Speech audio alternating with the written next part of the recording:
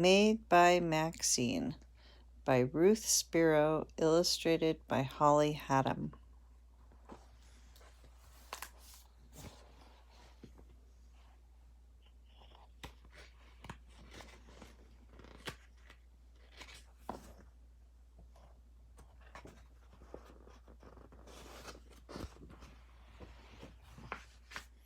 Made by Maxine. Look at her. Oh, sorry.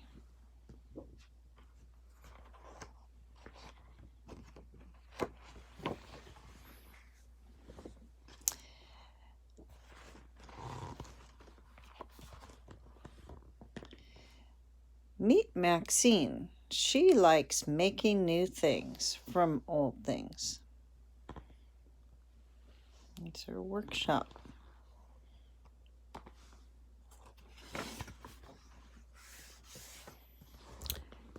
She deconstructs and reconstructs, unscrews and re-glues.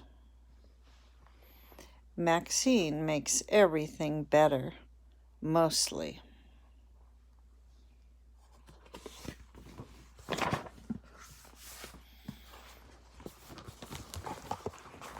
Sorry. Meet Milton. From the day Maxine spotted him in the pet shop window, she was hooked. His scales shimmered. There's Milton. His fins fluttered. Was he waving to her? Since he was a fish, it was hard to tell. Maxine fell in love with Milton. He was a special fish and deserved a better home than a boring glass bowl. If I can dream it, I can make it, she said.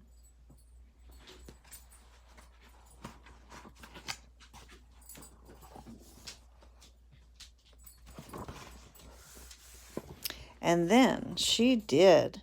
First, she tinkered with some old toys and made a spectacular tank. Cowabunga. There he is.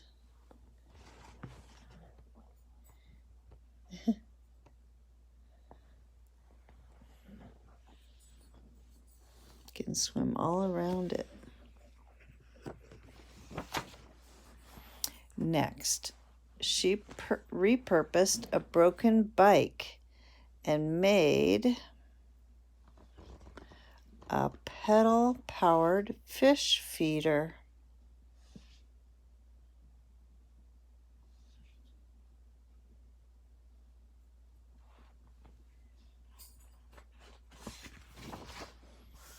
For a final touch, Maxine repurposed some vegetables and made music. Being a fish, he was not much of a dancer, but Milton wiggled his fins to the beat, practicing his slick moves. Is that him there dancing? Catchy tune.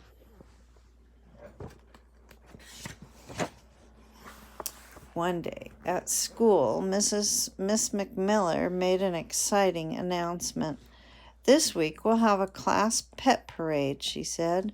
We'll meet on the playground after school and then march around the building. If you don't have a pet at home, you may borrow one from our classroom. I'll bring Milton my goldfish, said Maxine. I'll bring Mittens my kitten. I'll bring Felix my ferret.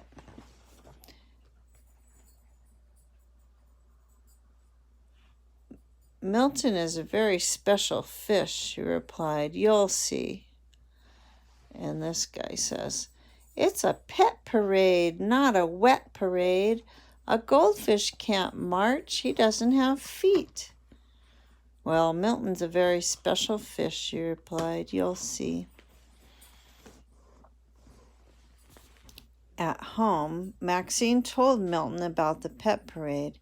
He bubbled with excitement. Being a fish, he didn't get out much. "It's okay if you don't have feet," Maxine said. "Fins are perfectly fine." "No, they're better than fine. They're fabulous." But Milton's spectacular tank was also spectacularly heavy.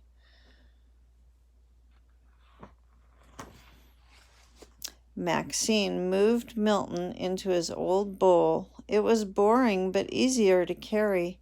"This is only temporary," she reassured him. Then they practiced marching. Splish, splosh, splish, splosh. And Milton says, first he says, "Surf's up," and he thinks it's kind of fun.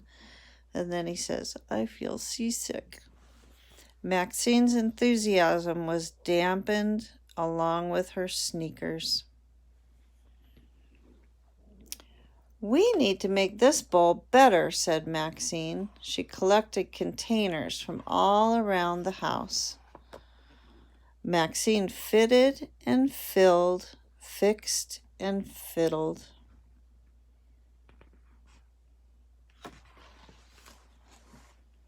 And failed.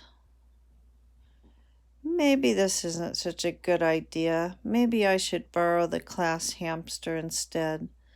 Was Milton crying? Since he was a fish, it was hard to tell. Is he crying?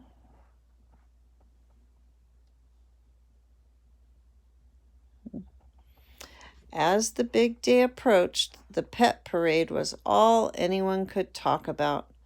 "I brushed Mittens, so she's extra fluffy. I made Felix a new sparkly collar."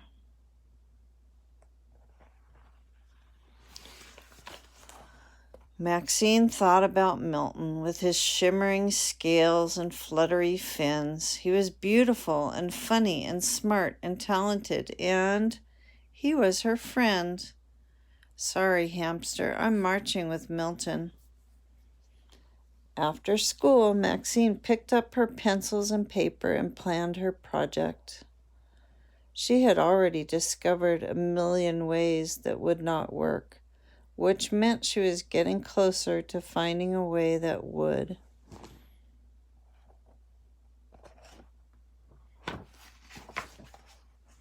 She repurposed a race car, upcycled an umbrella, and reprogrammed an old remote.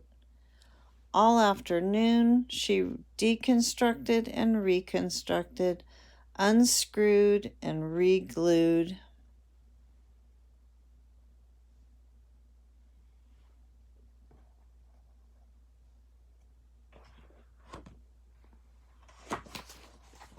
She tinkered and hacked, bent parts forward and back.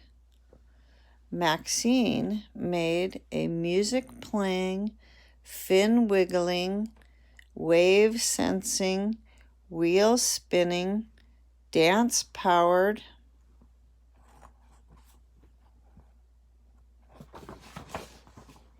fantastic, fantabulous, fincredible, fishmobile pet parade float. Wow.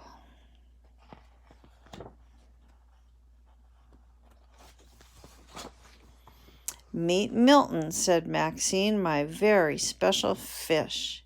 He's dancing and driving. Watch your feet coming through," says Milton. Miss McMillan complimented Milton on being the best behaved pet of all. Was he blushing? Since he was a fish, it was hard to tell. She also complimented Maxine on finding a way to include Milton. "If I can dream it, I can make it," Maxine said, and she did. The